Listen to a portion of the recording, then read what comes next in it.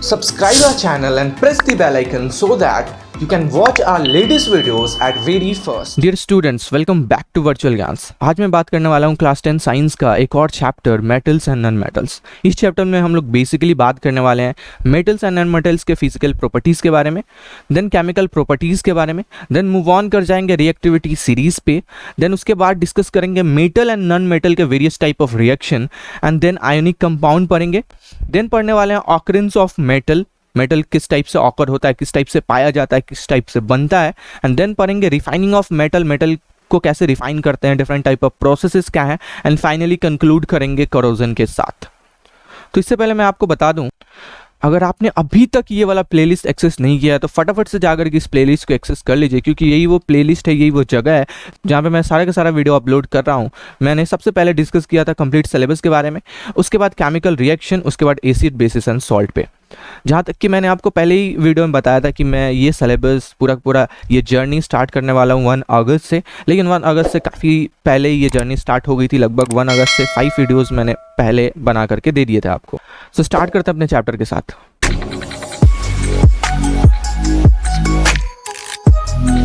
सबसे पहले हम लोग देखने वाले हैं physical properties of metals. Metals के क्या क्या फिजिकल प्रॉपर्टीज होते हैं। तो सबसे पहला पॉइंट है मेटल आर सॉलिड्स। मेटल किस फॉर्म में होता है? सॉलिड फॉर्म में होता है, एक्सेप्ट मरकरी को छोड़ के। मरकरी एकमात्र ऐसा मेटल है जो सॉलिड फॉर्म में नहीं होता है। Metals are hard. मेटल किस टाइप से होता है? हार्ड होता है, एक्सेप्ट लिथियम, पोटेशियम और सोडियम को छोड़ के। सोडियम, पोटेशियम, लिथियम जो होता है सॉफ्ट होता है, हार्ड इन नेचर नहीं होता है। Metals have metallic lustre. Metal में मेटेलिक लस्चर होता है, यानी साइन होता है, सारे मेटल चमकते हैं। Metals are malleable. Metals malleable होते हैं, can be beaten into thin sheet. इसका मतलब ये हुआ कि हम लोग उसको बीट करके एक पतले से शीट में कन्वर्ट कर सकते हैं। Metals are ductile. Metal ductile होता है, इसका मतलब क्या हुआ? Can be drawn into wires. हम लोग उसको वायर के फॉर्म में कन्वर्ट कर सकते हैं मेटल्स को। मेटल है हाई मेल्टिंग पॉइंट। जो मेटल का मेल्टिंग पॉइंट होता है बहुत ही ज़्यादा होता है, जैसे गैलियम, सीजियम, ये सारे जो मेटल है एक्सेप्ट इसका जो मेल्टिंग पॉइंट होता है वो लो होता है। They melt in the palm of the hand. वो क्या करते हैं? आपके हैंड के पाम पे भी मेल्ट हो सकते हैं गैलियम और सीजियम। बाकी सबके मेल्टिंग पॉइंट हाई होते हैं। Metals have high boiling point. Metal का जो बॉइलिंग पॉइंट होता है वो हाई होता है। Metals are good conductor of heat and electricity. Metal जो होता है हीट एंड इलेक्ट्रिसिटी का गुड कंडक्टर होता है। और बेस्ट कंडक्टर कौन होता है? Silver and copper. सिल्वर और कॉपर होता है वो इलेक्ट्रिसिटी या फिर हीट का बेस्ट कंडक्टर होता है। और साथ ही साथ जो लीड और मरकरी होता है मेटल, ये पुअर कंडक्टर होता है हीट एंड इलेक्ट्रिसिटी का। Metals are good conductor of electricity. Electricity का गुड कंडक्टर हो गया। सिल्वर और कॉपर जो होता है ये बेस्ट कंडक्टर ऑफ इलेक्ट्रिसिटी होता है। Metal are sonorous. Metal sonorous होता है, इसका मतलब ये हुआ दो मेटल को हम लोग आपस में घिसेंगे या फिर टकराएंगे तो उनमें साउंड प्रोड्यूस होगा। अब फिजिकल प्रॉपर्टी देख लेते हैं नॉन मेटल्स का। नॉन मेटल्स का क्या क्या फिजिकल प्रॉपर्टीज हैं। नॉन मेटल्स में भी सॉलिड। नॉन मेटल क्या होते हैं? सॉलिड भी हो सकते हैं, लिक्विड भी हो सकते हैं, गैसेस भी हो सकते हैं। Solid carbon, sulphur, phosphorus, etc. मतलब बेसिकली क्या है, जो कार्बन है, जो सल्फर है, जो फॉस्फोरस है, ये सब सारे सॉलिड फॉर्म में पाए जाते हैं। साथ ही साथ लिक्विड फॉर्म में कौन कौन पाया जाता है? ब्रोमीन। और गैसेस फॉर्म में कौन कौन पाया जाता है? Oxygen, hydrogen, nitrogen. ठीक है। Non metals are soft. Non metals क्या होते हैं? सॉफ्ट होते हैं। जैसे मेटल हार्ड होते हैं वैसे ही नॉन मेटल क्या होते हैं? सॉफ्ट होते हैं, except diamond which is the hardest natural substance. Diamond को छोड़ करके, क्योंकि डायमंड हार्डेस्ट नेचुरल सबस्टांस है। नेचर में जितने सबस्टांस पाए जाते हैं उसमें से सबसे ज़्यादा हार्डेस्ट कौन सा होता है? डायमंड ही होता है। Non metal do not have lustre. Non metal में लस्चर नहीं होते हैं, जबकि मेटल में लस्चर होते हैं, आयोडीन क्रिस्टल को छोड़ के। आयोडीन क्रिस्टल एक ऐसा नॉन मेटल है जिसमें लस्चर भी होता है। Non metal are not malleable. Non metal malleable नहीं होता है। नॉन मेटल डक्टाइल नहीं होता है। जैसे मेटल मेलिएबल होता है, मेटल डक्टाइल होता है, वैसे नॉन मेटल मेलिएबल और डक्टाइल नहीं होता है। Non metal which are solid and liquid have low melting point. ऐसे नॉन मेटल जो सॉलिड हो या फिर लिक्विड हो उसका मेल्टिंग पॉइंट कम होता है, जबकि ऐसे नॉन मेटल सॉलिड लिक्विड हो उसका बॉइलिंग पॉइंट भी क्या होता है? कम होता है। Non metals are bad conductor of heat. Non metal जो होता है हीट का बैड कंडक्टर होता है, इसी वजह से हम लोग पैन वगैरह होता है उसके हैंडल में हम लोग नॉन मेटल का यूज करते हैं। Non metal are bad conductor of electricity, साथ ही साथ non metal bad conductor of electricity होता है। इसी वजह से जितने बोर्ड्स वगैरह, जितने स्विच हो गए, ये सब किस चीज़ से बनते हैं? नॉन मेटल से ही बनते हैं, ग्रेफाइट को छोड़ के, क्योंकि ग्रेफाइट जो होता है इलेक्ट्रिसिटी को कंडक्ट करता है। जो आपका पेंसिल होता है, जो उसका लीड होता है, वो क्या होता है? ग्रेफाइट ही होता है। So non metal are not sonorous, non metal sonorous नहीं होता। जैसे मेटल सोनरस होता है वैसे नॉन मेटल सोनरस नहीं होता है। अब डिस्कस कर लेते हैं chemical properties of metal. Metal का क्या क्या केमिकल प्रॉपर्टीज है। सबसे पहले हम लोग मेटल को रिएक्ट करवाते हैं ऑक्सीजन के साथ। Metal react with oxygen to form metal oxide. अगर हम लोग मेटल को ऑक्सीजन के साथ रिएक्ट करेंगे तो मेटल ऑक्साइड बनने वाला है। अब ये डिफरेंट टाइप ऑफ फार्मूला हो सकते हैं, यहाँ 2, यहाँ 3, ये डिपेंड करेगा उसका वैलेंसी कितना है। When copper is heated, it combine with oxygen to form copper oxide. जैसे हम लोग कॉपर को हीट करते हैं तो वो क्या करता है? ऑक्सीजन के साथ कंबाइन होकर के कॉपर ऑक्साइड बना लेता है। जैसे यहाँ पे कॉपर है, इसको हम लोगों ने क्या किया है? हीट किया है, ठीक है। तो ऑक्सीजन के साथ कंबाइन हुआ और क्या बन गया? कॉपर ऑक्साइड बन गया। यहाँ पे 2 और यहाँ पे 2 क्यों लगे? ये बेसिकली बैलेंसिंग होता है। बैलेंसिंग मैंने आपको फर्स्ट चैप्टर में बता दिया है कि कैसे बैलेंस करता है हम लोग इक्वेशन को, तो आप उस चैप्टर को जरूर गो थ्रू कर लेना अगर आप अभी तक आपको बैलेंसिंग करने नहीं आता है तो। When aluminum is heated, it combines with oxygen to form aluminum oxide. वैसे ही जैसे हम लोग अल्युमिनियम को हीट करते हैं और वो जब ऑक्सीजन के साथ कंबाइन होता है तो क्या बनाता है? Aluminium oxide. अब यहाँ पे देखो, कॉपर के बाद कोई भी कुछ नहीं आ रहा, 1 2 ऐसा कुछ नहीं आ रहा, अल्युमिनियम के साथ 2 3 आ जा रहा है। तो ये बेसिकली वैलेंसी पे डिपेंड करता है। Some metal oxide are basic oxide. कुछ metal oxide basic oxide होते हैं because they react with water to form bases. क्यों? क्योंकि वो वाटर के साथ रिएक्ट करके बेस बनाते हैं। जैसे फॉर एग्जाम्पल सोडियम को हम लोग ऑक्सीजन के साथ रिएक्ट किए तो क्या बना? Sodium oxide. अब ये जो सोडियम ऑक्साइड बना है इसको हम लोग वाटर के साथ रिएक्ट करेंगे तो क्या बन जा रहा है? बेस बन जा रहा है। वैसे ही पोटेशियम को हम लोग ऑक्सीजन के साथ रिएक्ट किए तो क्या बना? Potassium oxide. और ये जो पोटेशियम ऑक्साइड बना है इसको वाटर के साथ हम लोग रिएक्ट कर रहे हैं तो क्या बन जा रहा है? एक बेस बन जा रहा है, potassium hydroxide. Some metal oxide show acidic and basic property. कुछ मेटल ऑक्साइड होते हैं जो एसिडिक और बेसिक प्रॉपर्टी दोनों शो करते हैं, उसको हम एम्फोटेरिक ऑक्साइड बोलते हैं। फॉर एग्जांपल अल्युमिनियम ऑक्साइड हो गया, जिंक ऑक्साइड हो गया, ये सब क्या है? एम्फोटेरिक ऑक्साइड है। तो यहाँ पे अल्युमिनियम ऑक्साइड का रिएक्शन है Al2O3, जिसको हम लोग HCl के साथ रिएक्ट करें तो क्या बन रहा है? AlCl3 plus H2O। ठीक है, ये रिएक्शन बनता कैसे अभी तक आपने फर्स्ट चैप्टर नहीं देखा है तो प्लीज जाके देखिए, तभी आप इन सब टाइप के रिएक्शन को समझ पाओगे। Al2O3 अल्युमिनियम ऑक्साइड को वापस से मैंने सोडियम हाइड्रोक्साइड के साथ रिएक्ट करवाया तो क्या बना? सोडियम अल्युमिनियम ऑक्साइड और साथ ही साथ वाटर बना। इसको हम लोग बेसिकली सोडियम अल्यूमिनेट भी बोलते हैं। चलिए अब देखते हैं the reactivity of different metal with oxygen is different. अलग अलग मेटल का हम लोग ऑक्सीजन के साथ रिएक्ट करवाएंगे तो जो उसका रिएक्शन होने का तरीका होगा वो भी अलग अलग होगा। Metals like potassium, sodium react vigorously with oxygen and catch fire if kept in open. ऐसे मेटल जैसे पोटेशियम हो गया, सोडियम हो गया, ये क्या करता है? आसानी से ऑक्सीजन के साथ रिएक्ट कर लेता है और फायर में कन्वर्ट हो जाता है। इसी वजह से हम लोगों को इन सब टाइप के मेटल को ऐसे ओपन में नहीं रखना चाहिए। Hence, they are stored in kerosene. इसी वजह से हम लोग इसको केरोसिन ऑयल में स्टोर करके रखते हैं। इससे क्या होगा? वो बर्न होने से बचा रहेगा। इफ मैग्नीशियम इज हीटेड, जैसे हम लोग मैग्नीशियम को हीट करते हैं, it Burns with a bright flame. वो ब्राइट फ्लेम के साथ बर्न होता है, यानी अगर हम लोग मैग्नीशियम को हीट करेंगे या फिर जलाएंगे तो जो उसका फ्लेम होगा वो ब्राइट होगा। इफ आयरन इज हीटेड, अगर हम लोग आयरन को हीट करेंगे, इट ग्लोज ब्राइटली, तो वो ब्राइटली ग्लो होगा। इफ कॉपर इज हीटेड, अगर हम लोग कॉपर को हीट करते हैं, it does not burn but forms a black coating of copper oxide. Copper burn नहीं होगा लेकिन उसके ऊपर कॉपर ऑक्साइड का ब्लैक कोटिंग आ जाएगा। एक और देखते हैं, silver and gold does not react with oxygen. Silver और जो गोल्ड होता है वो ऑक्सीजन के साथ रिएक्ट नहीं करता है, इवन एट हाई टेम्परेचर पर भी।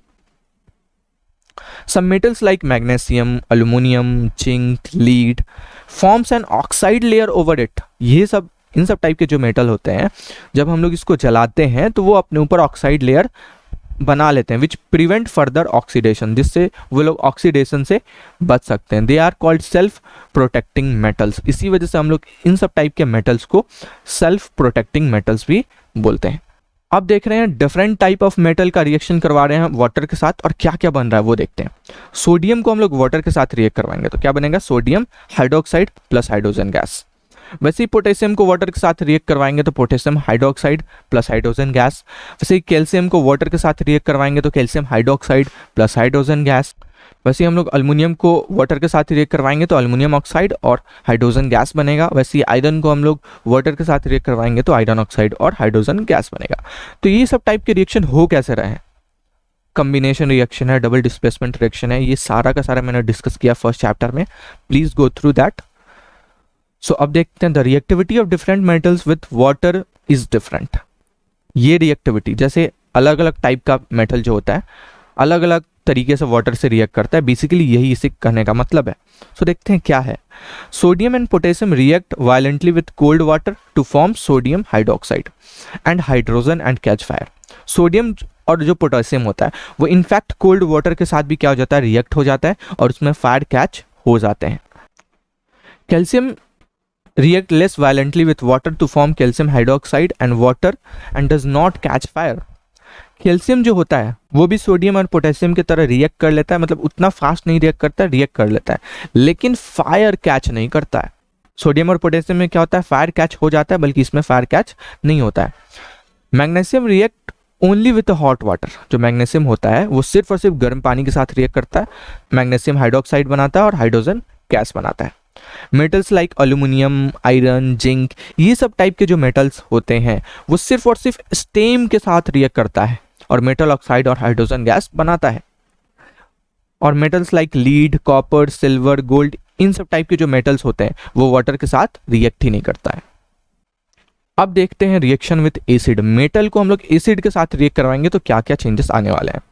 Metal react with dilute acid to form salt and hydrogen. Metal dilute acid के साथ रिएक्ट करता है तो सॉल्ट और हाइड्रोजन बनता है। HCl क्या है, हमारा डाइल्यूट एसिड है, ये हमारा सॉल्ट है, ये हमारा हाइड्रोजन है। तो जितने टाइप ऑफ मेटल आप देख रहे हो, मैग्नीशियम, अल्युमिनियम, जिंक, आयरन, ये सब किससे रिएक्ट हो रहा है, डाइल्यूट एसिड से। और क्या बन रहा है आपका यहाँ पे, सॉल्ट बन रहा है और हाइड्रोजन गैस बन रहा है। The reactivity varies from metal to metal. Metal to metal reactivity varies करता है। इसका मतलब ये हुआ कि कौन सा मेटल ज़्यादा फास्ट रिएक्ट करेगा, कौन सा मेटल लेस फास्ट रिएक्ट करेगा और कौन सा मेटल ज़्यादा देर से रिएक्ट करेगा। तो उसका रिएक्टिविटी सीरीज क्या होता है, मैग्नीशियम जो होता है सबसे फास्ट रिएक्ट करता है, अल्युमिनियम उससे थोड़ा स्लो, जिंक उससे थोड़ा स्लो और आयरन सबसे स्लो रिएक्ट करता है। Copper, silver, gold do not react with dilute HCl। जैसे कॉपर, सिल्वर, गोल्ड हो गए, ये सब डाइल्यूट HCl के साथ रिएक्ट ही नहीं करता है। Hydrogen gas is not evolve when metal react with nitric acid. अगर हम लोग मेटल को नाइट्रिक एसिड के साथ रिएक्ट करवाएंगे तो हाइड्रोजन गैस इवॉल्व नहीं होता है, because it is a strong oxidising agent. क्योंकि जो नाइट्रिक एसिड होता है वो स्ट्रॉन्ग ऑक्सीडाइजिंग एजेंट होता है and it oxidise the H2 produce water and itself reduce to oxide of nitrogen. ये बेसिकली क्या करता है, जो भी H2 प्रोड्यूस हो रहा है, हाइड्रोजन प्रोड्यूस हो रहा है, उसको ऑक्सीडाइज करके उसको वाटर में कन्वर्ट कर देता है और खुद नाइट्रोजन ऑक्साइड बना लेता है। For example copper nitric acid के साथ रिएक्ट किया, क्या बन रहा, कॉपर नाइट्रेट प्लस वाटर और NO2। अब देखते हैं reaction of metal with metal salt solution. अब मेटल को हम लोग रिएक्ट करवाएंगे मेटल सॉल्ट सॉल्यूशन के साथ। A more reactive metal displaces a less reactive metal.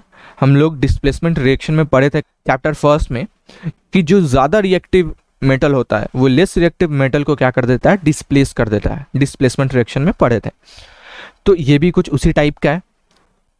यहाँ पे मैंने लिया है magnesium displace copper from copper sulphate solution. Magnesium है और यहाँ पे क्या है, कॉपर सल्फेट सॉल्यूशन है। तो कॉपर का जो रिएक्टिविटी है और जो मैग्नीशियम का रिएक्टिविटी है, इन दोनों में हम लोग कंपैरिजन करेंगे तो मैग्नीशियम का रिएक्टिविटी क्या होगा, ज़्यादा होगा। तो ये क्या करेगा, कॉपर को डिस्प्लेस करेगा और खुद कॉपर की जगह आ जाएगा। वैसे ही जिंक भी डिस्प्लेस करेगा कॉपर को, वैसे ही आयरन भी डिस्प्लेस करेगा कॉपर को। रिएक्टिविटी सीरीज ऑफ मेटल हम लोग देख लेते हैं कौन ज़्यादा फास्ट रिएक्ट करता है।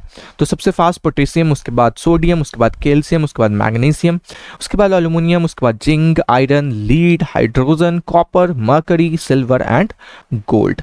तो ये रिएक्टिविटी सीरीज है, ये आपको याद होना चाहिए क्योंकि ज़्यादातर आपके जितने क्वेश्चन मिलेंगे 90 to 95% क्वेश्चन इसी रिएक्टिविटी सीरीज से आने वाले हैं।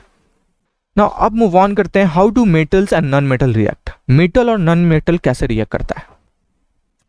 Metal loose electron and become positive ion. जो मेटल होता है वो अपना इलेक्ट्रॉन को लूज करता है और पॉजिटिव आयन बन जाता है। सो इसी वजह से हम लोग इसको इलेक्ट्रो पॉजिटिव एलिमेंट भी बोलते हैं। इसका मतलब क्या हुआ, यहाँ पे आप क्या देख रहे हो, सोडियम, ठीक है। सोडियम का एटॉमिक नंबर कितना होता है, 11। तो सोडियम का एटॉमिक नंबर 11 होता है, तो उसको हम लोग 281 लिख सकते हैं, ठीक है।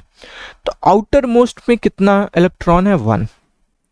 और इसको स्टेबल होने के लिए क्या करना पड़ेगा, अपने आउटर मोस्ट इलेक्ट्रॉन को या फिर आउटर मोस्ट ऑर्बिट को स्टेबल करना पड़ेगा।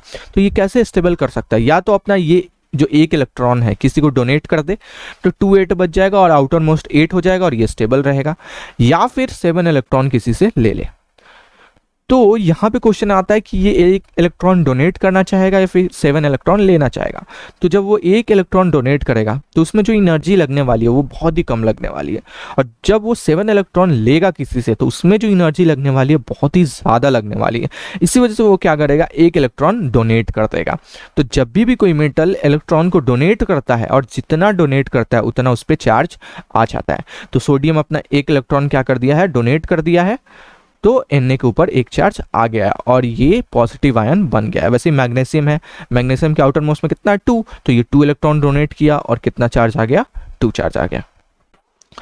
नॉन मेटल क्या होते हैं, non metal gain electron and become negative ion. जो नॉन मेटल होते हैं वो इलेक्ट्रॉन को गेन करते हैं और नेगेटिव आयन बन जाते हैं, और इसी वजह से हम लोग इसको इलेक्ट्रोनेगेटिव एलिमेंट भी बोलते हैं। फॉर एग्जाम्पल क्लोरीन, क्लोरीन का क्या होता है, 287। यहाँ पे भी वही केस है, इसको स्टेबल होने के लिए एक इलेक्ट्रॉन चाहिए या फिर 7 इलेक्ट्रॉन देना पड़ेगा। तो वो क्या करेगा, 7 इलेक्ट्रॉन देने से अच्छा एक इलेक्ट्रॉन किसी से ले ही लेगा।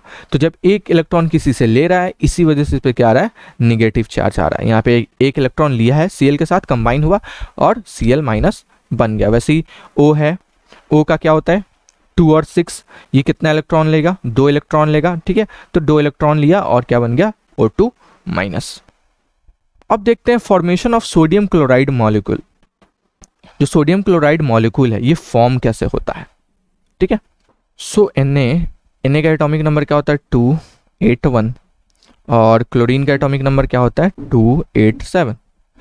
तो सोडियम को स्टेबल होने के लिए ये जो एक इलेक्ट्रॉन है इसको देना पड़ेगा, और क्लोरीन को स्टेबल होने के लिए ये जो 7 इलेक्ट्रॉन है इसको देना पड़ेगा, या फिर किसी से एक इलेक्ट्रॉन ले ले।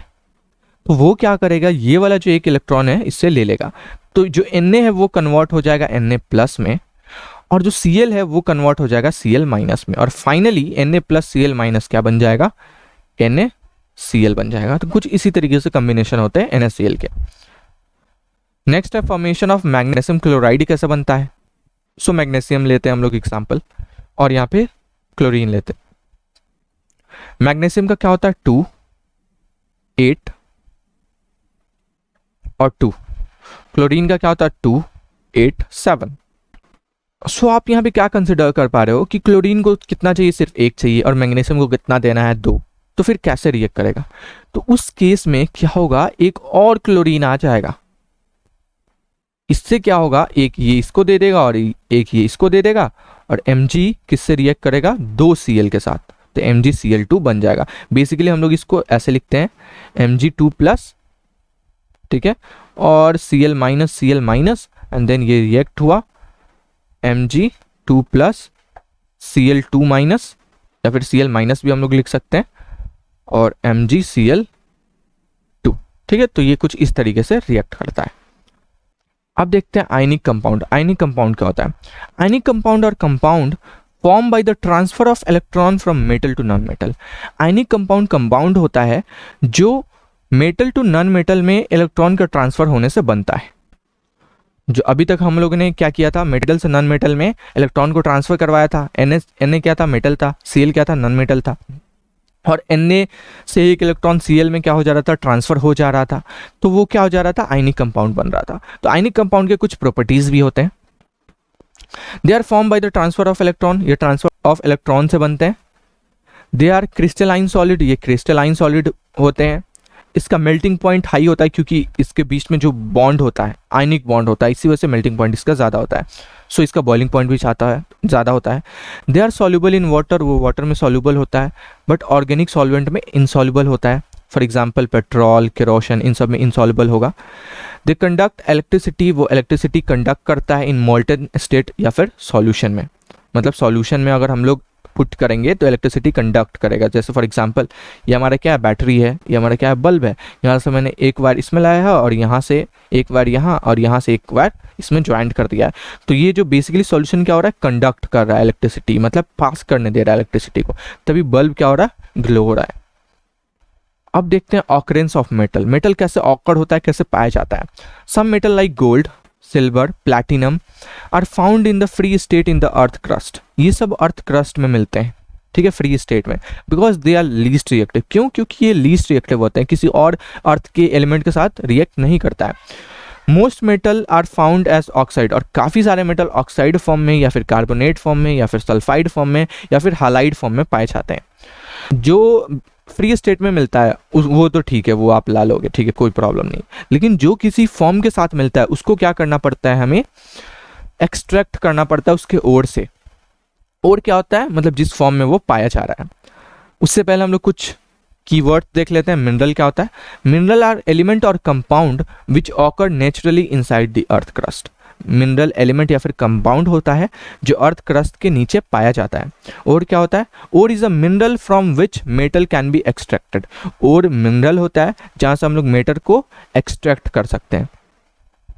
गैज क्या होता है? It is the impurity present in the ore. ये इम्प्योरिटी होता है जो ओर में प्रेजेंट होता है, जैसे रॉक पार्टिकल हो गया, सैंड पार्टिकल हो गया, क्ले पार्टिकल हो गया। अब हम लोग देखते हैं different type of extraction process, कैसे हम लोग मेटल को उसके ओर से एक्सट्रैक्ट करते हैं। Metal are extracted from their ores in 3 main step. 3 main step में हम लोग एक्सट्रैक्ट करते हैं। दे आर कंसंट्रेशन, रिडक्शन या फिर रिफाइनिंग, ठीक है। बेसिकली हम लोग क्या करेंगे, उसके ओर से कंसंट्रेट करेंगे, निकालने की कोशिश करेंगे, या फिर मेटल को हम लोग रिड्यूस कर देंगे या फिर उसको रिफाइन कर देंगे। बेसिकली इन सब टाइप के प्रोसेस होते हैं। तो उससे पहले हम लोग देख लेते हैं कंसंट्रेशन ऑफ द ओर क्या होता है। It is the removal of गैज impurities from the ore by different method. इसमें हम लोग बेसिकली क्या करते हैं, अलग अलग मेथड से जो ओर होता है उसमें से जितने उसमें गैज इंप्योरिटीज होते हैं उसको हम लोग निकालते हैं। अब ये है step involve in the extraction of metal. Metal को एक्सट्रैक्ट करते हैं तो कौन कौन से स्टेप उसमें इन्वॉल्व होते हैं। तो सबसे पहले मेरे पास क्या होता है, ओर होता है। ओर जो होता है वैसा मेटल होगा जिसका रिएक्टिविटी हाई होगा, या फिर ऐसा मेटल होगा जिसका रिएक्टिविटी मीडियम होगा, या फिर ऐसा मेटल होगा जिसका रिएक्टिविटी लो होगा। तो ऐसा मेटल जिसका रिएक्टिविटी हाई होगा उसको हम लोग बेसिकली क्या करेंगे, इलेक्ट्रोलाइसिस मेथड से एक्सट्रैक्ट करेंगे, मतलब इलेक्ट्रिसिटी पास करवा के एक्सट्रैक्ट करेंगे और हमें प्योर मेटल मिल जाएगा।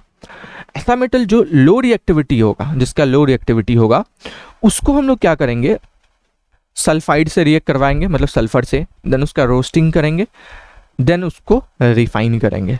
एंड ऐसा मेटल जिसका मीडियम रिएक्टिविटी होगा, उसके 2 प्रोसेस होते हैं, दोनों प्रोसेस में कोई भी प्रोसेस को फॉलो कर सकते हैं। सबसे पहले हम लोग क्या करेंगे, उसको कार्बोनेट ओर में कन्वर्ट करेंगे या फिर सल्फाइड ओर में कन्वर्ट करेंगे। अगर कार्बोनेट ओर में कन्वर्ट कर देंगे तो कैल्किनेशन करेंगे, अगर सल्फाइड ओर में कन्वर्ट कर देंगे तो रोस्टिंग करेंगे। अब इन दोनों के बाद हम लोग क्या करेंगे, ऑक्साइड ऑफ मेटल ऑक्सीजन के साथ रिएक्ट करवा के उसका ऑक्साइड बनवाएंगे, देन उसको रिड्यूस करेंगे एंड देन उसको रिफाइन करेंगे। फाइनली हमें प्योर मेटल मिल जाएगा। एक बहुत ही इंपॉर्टेंट रिएक्शन है जिसको हम लोग बोलते हैं थर्माइट रिएक्शन। वो क्या होता है उसको देखते हैं। Sometimes reactive metal like Na, Ca, Al are used as a reducing agent. ये सब क्या होते हैं, as a reducing agent use किए जाते हैं to obtain metal from its oxide, उसके ऑक्साइड से मेटल को ऑब्टेन करने के लिए। फॉर एग्जांपल मैग्नीशियम डाइऑक्साइड है, इसको मैं क्या कर रहा हूँ, अल्युमिनियम के साथ रिएक्ट कर रहा हूँ, तो ये बेसिकली क्या कर रहा है, अल्युमिनियम Mn को रिप्लेस कर दे रहा है। मतलब क्या है, डिस्प्लेसमेंट रिएक्शन है, और Mn जो मैग्नीशियम है प्योर फॉर्म में हमको मिल जा रहा है। The reaction between metal oxide and aluminum is highly exothermic and the metal are obtained in molten state. Metal और अल्युमिनियम का हम लोग रिएक्शन करवाएंगे तो वो हाईली एक्सोथर्मिक होगा, और ऐसे रिएक्शन को हम लोग क्या बोलते हैं, थर्माइट रिएक्शन बोलते हैं। The reaction between iron oxide and aluminium produce molten iron. अगर हम लोग आयरन ऑक्साइड और अल्युमिनियम को रिएक्ट करवाएंगे तो क्या बनेगा, मोल्टेन आयरन बनेगा। This reaction is use to join rail track, broken machine parts etc। ये रिएक्शन बेसिकली क्या करता है, रेल ट्रैक को ज्वाइन करता है, जो भी ब्रोकन मशीन हो गया उसको ज्वाइन करता है, क्योंकि इसमें जो हीट रिलीज होता है बहुत ही ज़्यादा रिलीज होता है। अब देखते हैं refining of metal. The removal of impurities from the metal to obtain the pure metal is called refining of metal। refining of metal क्या होता है, हम लोग मेटल में जितने impurities हैं उसको रिमूव कर रहे हैं, तो उसी रिमूवल प्रोसेस को हम लोग रिफाइनिंग ऑफ मेटल बोलते हैं। The most common method for refining metal is electrolytic refining. जो मोस्ट कॉमन मेथड है उसको हम लोग इलेक्ट्रोलाइटिक रिफाइनिंग बोलते हैं। इलेक्ट्रोलाइटिक रिफाइनिंग में बेसिकली क्या करते हैं, हम लोग इलेक्ट्रोलाइसिस करते हैं, ठीक है, इलेक्ट्रिसिटी का यूज़ करते हैं, बैटरी का यूज़ करते हैं, और हमारा मेटल क्या हो जाता है, रिफाइन हो जाता है। जो एनोड एरिया होता है उसमें हम लोग क्या करते हैं, इम्प्योर जो मेटल होता है उसको रखते हैं, और जो कैथोड एरिया होता है उसमें हमें प्योर मेटल मिल जाता है। इलेक्ट्रोलाइटिक सॉल्यूशन होता है, ये क्या होता है, सॉल्ट सॉल्यूशन होता है। अब हम लोग पहुंच चुके हैं इस चैप्टर के अंत में, लास्ट में, तो देखते हैं कोरोजन क्या होता है। तो कोरोजन हम लोग ने फर्स्ट चैप्टर में भी डिस्कस किया था, क्या होता है देखते हैं। Corrosion is the damage cause to the metal due to reaction of metal with oxygen, moisture, carbon dioxide. Corrosion क्या होता है, एक डैमेज होता है, जो मेटल में डैमेज आते हैं। क्यों होते हैं डैमेज, मेटल बेसिकली ऑक्सीजन के साथ या फिर मॉइस्चर के साथ या फिर कार्बन डाइऑक्साइड के साथ रिएक्ट करता है तो डैमेज आ जाता है। फॉर्मेशन ऑफ ब्राउन कोटिंग और रस्ट ओवर आयरन, आयरन पे क्या होता है, ब्राउन कोटिंग आ जाता है। कॉपर कार्बोनेट पे क्या आ जाता है, ग्रीन कोटिंग आ जाता है। और सिल्वर पे क्या आ जाता है, ब्लैक कोटिंग आ जाता है, ठीक है। तो जब भी सिल्वर पे ब्लैक कोटिंग आ जाएगा, कॉपर पे ग्रीन कोटिंग आ जाएगा, आयरन पे ब्राउन कोटिंग आ जाएगा, तो हम लोग ये समझ पाएंगे कि ये कोरोडेड हो चुका है। तो इसी चीज़ को हम लोग रिएक्शन से वेरीफाई करवाते हैं। हम लोग ने क्या लिया, एक नेल लिया, उस नेल को मैं क्या रख रहा हूँ, कैल्शियम क्लोराइड में या फिर बॉइल्ड वाटर में। बॉइल्ड वाटर में क्या होता है, ऑक्सीजन नहीं होता। तो इन दोनों में जब रख रहा हूँ तो मैं क्या देख रहा हूँ कि इसमें कोरोजन नहीं हो रहा है, मतलब इसके ऊपर ब्राउन कोटिंग नहीं आ रहा है। और जब मैं उसको सिंपली वाटर में, जो कोल्ड वाटर होता है जिसमें ऑक्सीजन प्रेजेंट होता है, उसमें जब मैं रख रहा हूँ तो क्या हो रहा है, इसके ऊपर ब्राउन कोटिंग आ जा रहा है। तो इससे हम लोग समझ पा रहे हैं कि कोरोजन किससे होता है, ऑक्सीजन एंड वाटर से। सो स्टूडेंट, यहीं पे आपका होता है चैप्टर खत्म। अगर आपको ये चैप्टर समझ में आया, अगर आपको ये चैप्टर अच्छा लगा तो फटाफट से इस वीडियो को लाइक एंड शेयर कर दीजिए। एंड अगर आप मेरे चैनल पे नए हैं तो मेरे चैनल को सब्सक्राइब कर दीजिए, क्योंकि सब्सक्राइबर बहुत ज़्यादा ज़रूरी है। मिलेंगे नेक्स्ट वीडियो में मैथ्स के एक और चैप्टर के साथ। सो मैं लेता हूँ आपसे अलविदा and I will see you next time.